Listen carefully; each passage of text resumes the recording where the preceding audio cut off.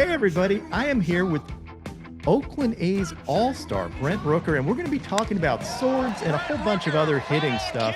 It's very unique to have a hitter on here because I usually only have pitchers, but what is up, Brent? Yeah, man. Thanks for having me on.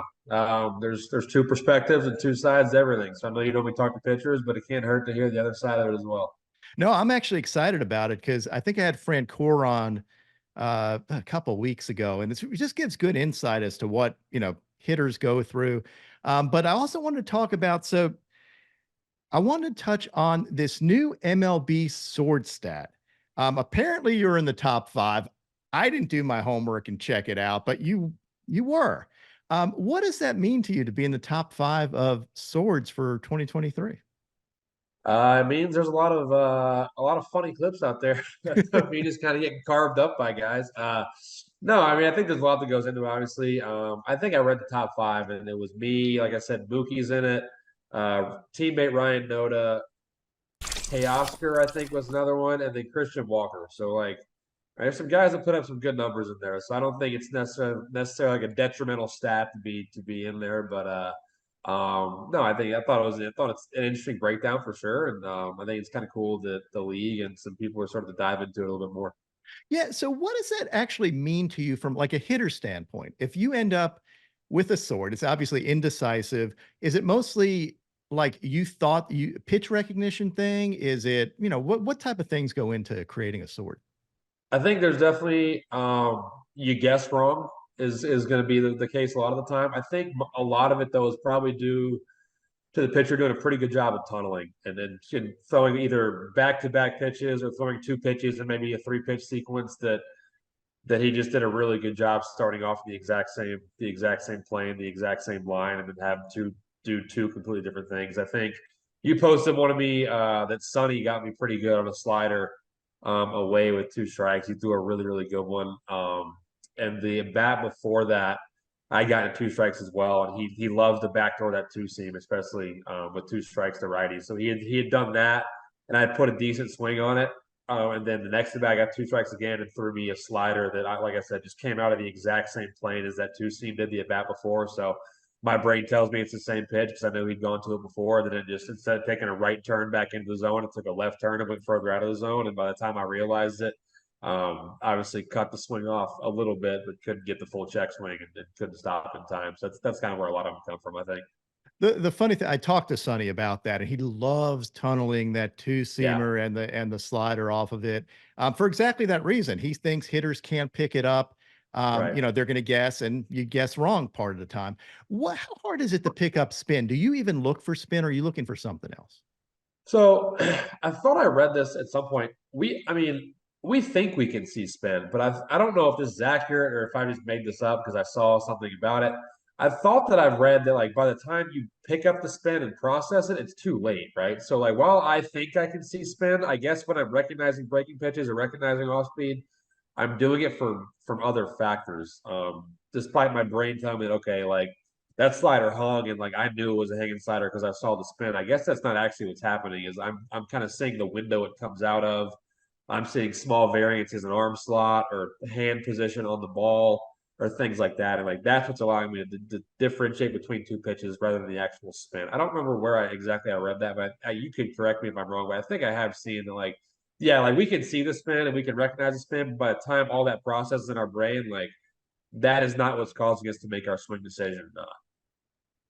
Interestingly, so one place I heard it, I interviewed Greg Maddox, and he said, yes, hitters can pick up spin, but they can't pick up spin and hit at the same time. So I think Yeah, that's, no, yeah, I think that's it. I yeah. think that's it. I think it's like you can't be aggressive enough and then base a swing decision on spin because it takes too long for your brain to see the spin, process the spin, and make a decision based on the spin. You're making your decision based on other factors. So when a sword happens, like, is there a time where it's like, is it more embarrassing? Does it tell you anything about your approach other than you were fooled? Is it something that Uh, maybe you're not keeping your hands back and adjusting right? I know you talked about that as your swing mechanic, like yeah. you're going well when your hands are lagging a little bit. Just go. What goes into that? Yeah, I mean, I think it tells you one, the pitcher made a really good pitch, right? Those guys out there, they're out there for a reason. They've got really good stuff and they're executing it well. And I think that's kind of the first thing it tells you.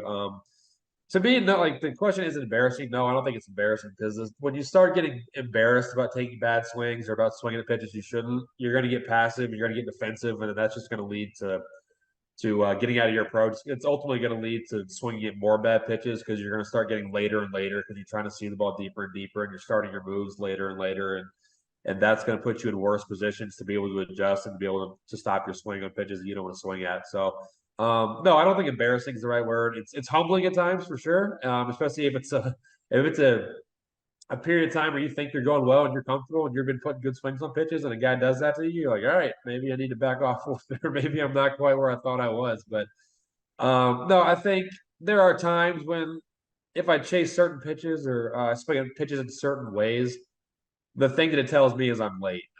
Because when I'm on time and I'm making all my moves on time and I'm giving my body the correct space and the correct, like I said, just I keep using the word time, but when I give my body the right space on the right time to be able to make the right moves, to take the right swings, I'm also in the right position to be able to lay off pitches I need to take. So for me, when I'm chasing a lot or I'm swinging at sliders I don't need to swing at, or I'm chasing fastballs above the zone or whatever it is, and most of the time, it just tells me that I'm late. I'm getting started late, or mentally I'm defensive and mentally I'm passive because maybe it's been a weak stretch where I haven't seen the ball great. I haven't been putting good swings on pitches, so I naturally get defensive or I naturally get more passive to try to make up for that. When in reality, the solution is the opposite. The solution is to get more aggressive, get more offensive, start everything earlier, give yourself more time to make those decisions.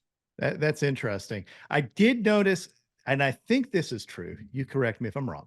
Your first career ejection was on a sword. Is that right? Your first career ejection was on a sword argument.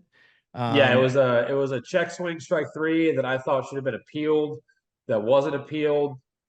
But that really wasn't my gripe. My gripe was more with strike one in the at bat, and that's kind of what got me. That's kind of what got me ejected. There was he didn't appeal the strike three call, the check swing, which I did swing, but I thought a combination of not appealing that and also the strike one call that I got that at bat. That combination of things kind of set me off a little bit. so now that MLB can track bat path and how far your bat goes and all that stuff, Yeah, I'm just wondering, number one, if we ever go to robo umps, and we can have a quick discussion uh, about the benefits or detriments of having a robo ump. But you may be also, and you should also be able to track, make those calls automatically if the bat passes a certain point and just redefine what a check swing is. Is that good for the game or bad for the game, you think? yeah, that's interesting because I mean, first of all, you have to define the rule, right? Because I don't even think there's not like a concrete rule, right? It's totally subjective. And it would get complicated because if you say, all right, if the bat crosses the front plane of the plate, then you got to take into account where guys are standing in the box. I mean, that's going to happen more with guys that are further up in the box and further back in the box. If you do, I mean, I guess the easiest thing would be the barrel passes the hands at some point, but then I don't know Uh-huh. how you track that. I mean, that's essentially like when you're fully committed, when you haven't stopped in time, and I don't know how you track that. So I mean, I think that's probably going to be a rule. It's just always going to be subjective, just because it's so hard to define. Was it? Yeah, you tweeted the video earlier this week of like who was it? Was it Sandy Koufax pitching the '60s? Was that you, or was that another account? Yeah, no, that was me. Yeah, guys are taking full swings, and because like they recoiled, they weren't getting called strikes. I almost responded. I was like, all right, I would have been way better in 1960 or whatever. If these things aren't, if I could take full swings and just whip my bat back and not get called a strike, hitting was way easier. You would have gone But I yard think on those. oh yeah, oh yeah. But I think it's just gonna be things probably always subjective. Just 'cause I think it's so hard to define and so hard to characterize what is versus what isn't a swing. Do you think so I've had differing opinions about who a robo ump would favor. I've had, I think Chris Bassett said, oh, I would freaking kill it. Like all the time, I'd be throwing these wicked curveballs that would clip the zone. But Yeah, then I've also heard hitters say, oh, yeah, let me know what the zone is and I'm going to, yeah. zero in on it. What do you think? I think after I was in the PCL in 22 a good bit, and I think hitters it will favor hitters. I think if it ever happens, I think it's a big advantage to hitters. I just think there are more balls called strikes than there are strikes called balls. I think in theory, yeah, um, guys who can throw that really big curveball get to land it at the very top or land it at the very bottom of the zone. Those are going to be tough, but that's going to be really hard to execute enough to cancel out the amount of balls that are called strikes, I think, in my opinion. I think ultimately hitters benefit from that. Well, one of the ways that hitters combat pitching and the nasty stuff is basically selling out, right? Like Oh, this yeah. is why there's, home runs can be up, strikeouts are up, because it's very hard to consistently put the ball in play Yeah. when you have this filthy pitching. And I was wondering if you can help fans kind of understand like what you have to go through in order to hit and why it's just not so easy to take a 100-mile-an-hour fastball the other way. Yeah, I always love that. It's just like just choke up, just like choke up, and just they're gonna shift you, just like hit it the other way. I'm like, yeah, like okay, yeah, Luis Ariz can do that. Like I Right. recognize that he can hit the ball where he wants to hit it when he wants to hit it, and there's like four guys alive that can do that, and he's one of them. But yeah, I mean that's the kind of relationship between home runs being up and also strikeouts being up is because the pitching is just getting to a point with velocity and quality and everything else where it's easier to hit a home run than it is to string three or four singles together. And that's just kind of the way it is. Like it's easier to run into the one and get and score that way than it is to go out there and you get three guys to get a single to get a hit in a row. And that's just kind of the reality of the game.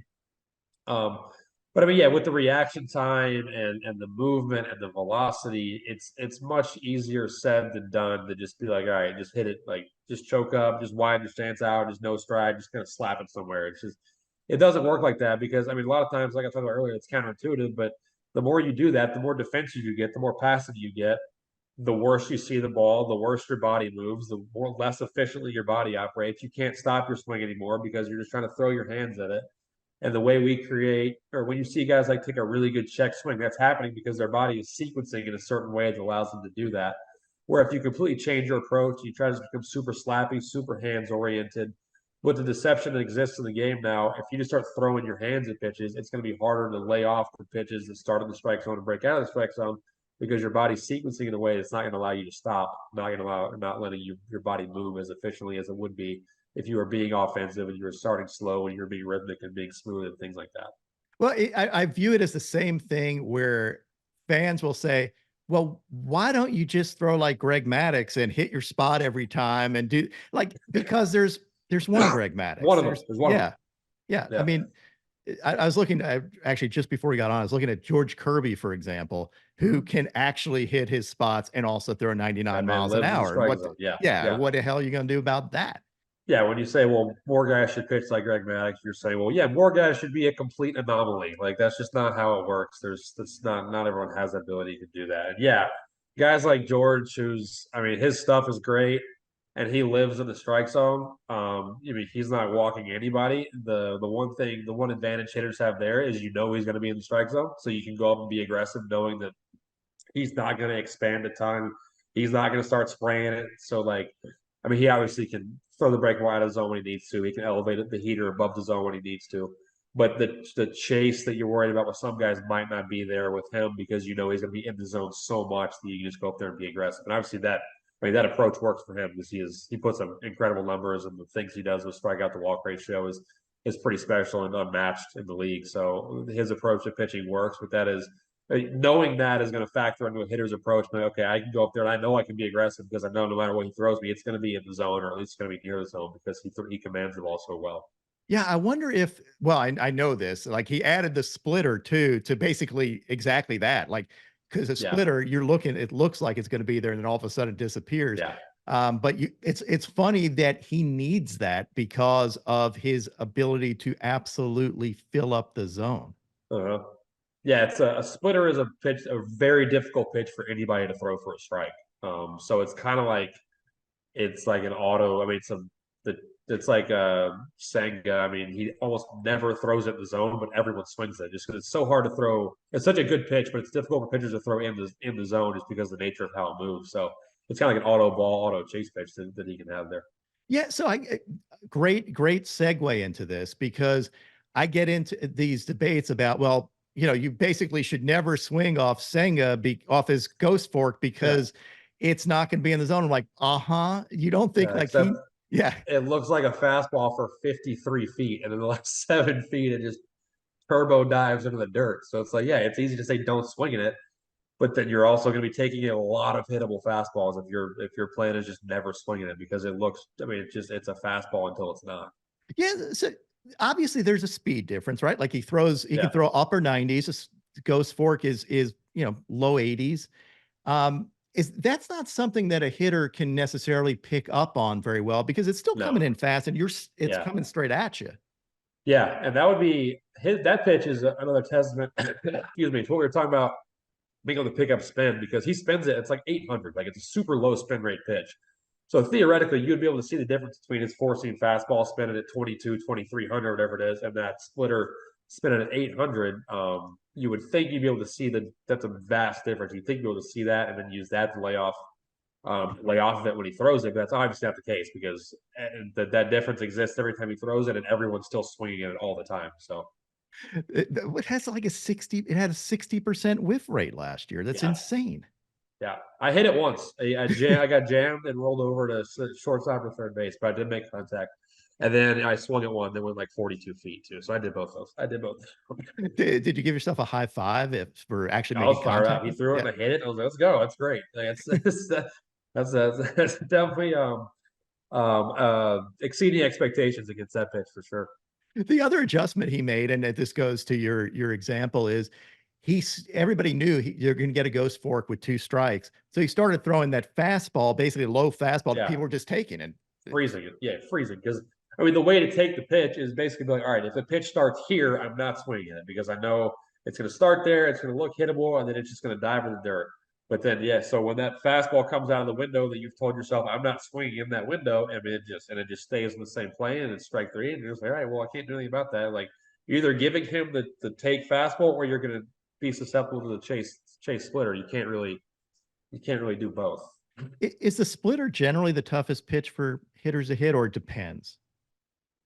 I think if you asked a lot of guys, it would definitely be up there for a high percentage of guys. But I think it's a little unfair to just kind of say that universally. I think it depends guy to guy for sure. Yeah, because But I mean, a well located, especially right on right. Like if you can throw a split to the back foot, like that's a tough pitch to hit. yeah, I have this feeling, especially with the success of Team Japan, you're seeing a lot of big name Yeah. Japanese pitchers coming over with a wicked splitter. And Uh-huh. obviously Gosman's been successful, pretty Yep. successful with his. My guess is you're going to start seeing more and more of that. Yeah, I think so. I And then think it's so. I think I saw this. This could obviously be very specific to me in my scouting report, but I saw a lot more same side changeups this year, whether it's splitter or straight or normal change than I have in the past. And again, that could be just very specific to me and how pitchers want to attack me. But I think that could be a trend too. who's the toughest pitcher that you've had to face, or the toughest pitch, whichever one you want to answer. The pitch is the Matt Brash slider. I've I was said gonna, that. I don't, I was gonna that thing ask is you that. Yeah. crazy. It's just so. I mean, I say it's so hard. Sometimes it's 90, sometimes it's 83. And just the angle he throws it from, the release point, and everything like that thing's nuts, and it's kind of universally agreed upon against all the guys who have seen it. Pitcher wise, the guy who gave me the most trouble last year was Pavetta. Pavetta owned me. I think I was 0 for 4 or 4 strikeouts. He started against us twice, and I don't think I came close once. He, for whatever reason, or I know the reason. I mean, he dotted against me. He threw all three pitches exactly where he wanted to. He located fastball up and away. He located the tighter slider down and away, and he threw the sweeper off the plate. He dropped in a couple of the big curveballs. He threw me really good sequences and really good executed his locations really well. So he was the guy that gave me the most trouble last year.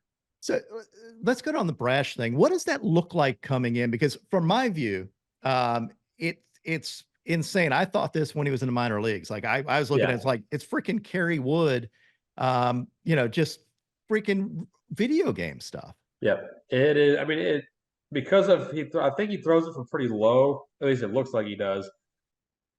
So it doesn't have the down action breaking ball. It's like it's just riding like up and across the zone the whole way. Like it's like you got to kind of try to stay on top of it because it's not going to come down. It's going to have the higher vertical break than you're anticipating, and it's so hard. And it's like you can't. You can. I mean, like, you can sit on it, right? I was like, all right, he's going to throw it, so I'm just going to sit on it. I'm going to wait for it. And you see it, and it starts where you think it needs to start to be in the zone, and then it just keeps going. Like it doesn't. It just keeps breaking and keeps breaking and keeps breaking. And by the time you know it, like you've swung at the one that you thought you wanted to, but it ended up 3 balls off the plate away. It's just like it's like a frisbee, like 90 miles an hour that doesn't stop. and it is tough. And then he also throws, he can touch He also has 101. So 100. Yeah. yeah. So that makes it fun too. Yeah, that doesn't seem really exciting. You also faced, I noticed Glasnow's curveball, which is a pretty Yeah. nasty pitch. Yeah. Bautista's splitter too, like that, Uh-huh. just a big monster dude. Um, Hunter Green you face, who throws a Yep. pretty darn hard. Yeah. Scooble, who's one of my favorite young pitchers as well. What are those guys like? And Edward Cabrera, I have his name down here just as changeup. You're talking about a changeup that he can throw 96 miles an hour on Yeah. his changeup. Like, Yeah. what the hell? All those guys, man, it's just power stuff. Come on, I think Screwball, I faced him in 20 and 21, and he came out this year and looked great. I thought he got bigger, he got stronger, was throwing harder, and the way he pitched against us late in the season was really impressive. I think he's gonna have a big year next year. Um, Glasnow's so tough. Glasnow and Batista are similar but different. Tyler's just so tall that everything's coming downhill, just so downhill. So it's like really downhill fastball that carries a ton. And then because of how high he releases the ball, there's no shape to either break the ball. It's just like they're down to more down. It never pops. There's never any hump in either of them, which is why him and Blake Snell are similar in that way, just because they're both so downhill that they just spike that breaking ball and get so much chase on it because there's never any kind of hump, never any kind of shape. It just looks like the fastball and it just keeps going further down. So they remind me of each other in a lot of ways, just kind of opposite sides of the rubber, obviously, but the way they pitch and the way they approach reminds me of each other. Batista is the same. He's throwing the ball from like 15 feet in the air straight down at 102, and that splitter just kind of falls off the table. He's a big use kind of pick a pitch guy. Just go up there and try to hit one of them, and then if you're on fastball up and he throws a splitter that's not great, you have a chance. You can kind of see it pop and hang a little bit, but that stuff's incredible. I'm trying to think who else you just mentioned. It's funny that you mentioned Glasnow and Snell because that's what I was going to say. When you were describing Glasnow, I was going to say that's Yeah. exactly what Blake Snell does. He just throws the Yep. piss out of the ball from a high Just arm right. angle. It's down, everything down, down, down. Because that's what we were talking about earlier about the factors to let you recognize different pitches. One of them is like if a guy throws a breaking ball and instead of a fastball coming straight out of his hand, if it pops up at all, your brain goes, okay, breaking ball. But neither Blake's nor Tyler's ever does that because they're throwing it so high up in the air and so straight over the top that it's just everything's downhill, downhill, downhill. There's never any shape to anything. Is there, so I'm looking at your guys, you have Mason Miller, who is absolutely one of my favorite guys to watch. I think his ceiling is nasty. Yeah. Yeah. And then Boyle too, I think has Yeah. ridiculously nasty stuff. Yeah. And what's it like watching those guys? And do you ever hit it? You mean you got to hit against them sometime, right? Like I don't think I have faced either one of them. I will this spring, I'm sure, in live at bats at some point. But I didn't see either of them last year. They're both really fun to watch. I think a full healthy season of Mason is going to be exciting, whether that's starter or closer. I think they've floated the back end of the bullpen for him. I think they've said that maybe, or I might have made that up. I'm not sure, but either way, I think a full healthy season of him would be really exciting because his arm is electric. Joe came up and did an incredible job. Took our second to last game of the year, I guess, in Anaheim. Took a no hitter in the seventh. Pitched really well. Was exciting. He's another real big, tall dude who throws hard with some good stuff. And we've got some more guys on that staff too that have, I think, a lot of upside and a pretty high ceiling. So I'm excited. I'm excited to get back to camp and kind of see what those guys have done development wise. I think they've got a chance to do a lot of good things on the mound. Yeah, Miller had one of my favorite at bats all year. I think it was against Patrick Wisdom, where he absolutely he was throwing 102 with like slider like 93, cutter like 96. Yeah, he's got it all. Yeah, that was I actually when he did that, I was like, this is the future of pitching. Like this guy is unhittable when he does it. What are you gonna do? Yeah. Who did you idolize growing up? When did you think you made like, hey, this is sick? I'm facing this guy. I've made it kind of like. So I was a huge Cardinals fan growing up. Being from Memphis, we're kind of like 5 hours to St. Louis, 5 hours to Atlanta. So everybody here is kind of one of those two.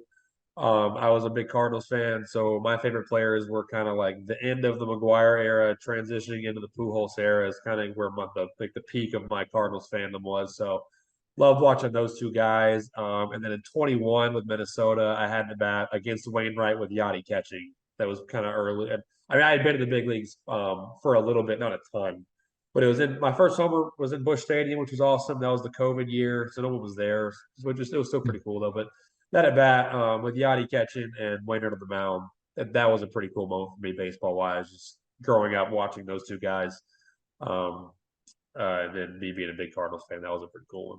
Well, and all right, now and let's put one thing to rest. This is the eternal question, and I know we've talked about this online. Um, what is harder to hit, a well-placed 92-mile-an-hour fastball or 100 straight down the dick, like 100 miles an hour right down the middle? What's harder? This is funny to me because it's one of those things like you're not even arguing with me. Like I can literally show you the stats. And I'm just quoting stats. I'm not making an opinion. I'm just like all else equal, which is what we're talking about. Like the same pitch, the only difference being velocity. The batting average on the edges of the zone against lower velocity is higher than higher velocity in the middle of the zone. And it's not like you're not telling me my opinion is wrong. You're not telling me I'm dumb. You're just arguing with the stats that I can literally show you that tells you that I'm correct. So that's that argument just got a hold of me because I was like, you're not even arguing with me. You're just arguing with objective statistics that I can show you. Like it's just, this isn't worth it. Well, I think about it on the receiving end. So if you're catching a guy throwing 100 or you're catching a guy throwing 92s, hitting his spots, and maybe even intentionally throwing the ball where you can't catch it, nobody is going to choose, I'm going to catch with the guy throwing 100. Yeah. And I mean, when guys, high velocity guys who throw like 100, 102, watch where the catcher sets up. He just sets up in the middle. And he's like, all right, just throw it here. Like throw 102 anywhere here, and we're good. When guys are throwing 89, 91, or whatever it is, like you're setting up on the corner, you're setting up on the other corner, you're showing the glove high. It's like we need to throw it exactly here or we are in trouble. Or the guy throwing 100 is just like, all right, just anywhere here. Just throw it anywhere near me and we're good. Exactly. I talked to Glasnow about it, about the Rays philosophy, which is exactly that. Throw nasty stuff. We're going to get guys that all throw nasty stuff and throw hard. And we're going to set up down the middle and you're going to throw it. Try to throw it down the middle. It's never going to end up there. And if it does, oh, exactly. Yeah. It's a golf analogy. If there's a bunker right in the middle of the fairway, like where are most guys aiming? Like, just try to hit it in the bunker. You're probably not going to. And it's going to end up on one of the edges. You're going to be totally fine because like the ability to be that precise is just, it's a tough thing to do no matter what you're trying, no matter what the sport is or what the objective is. You might have improved my golf game because I am always the guy who's sitting there going, oh, there's a bunker there. I got to hit it away from the bunker. And it freaking it's either in the woods or in the bunker.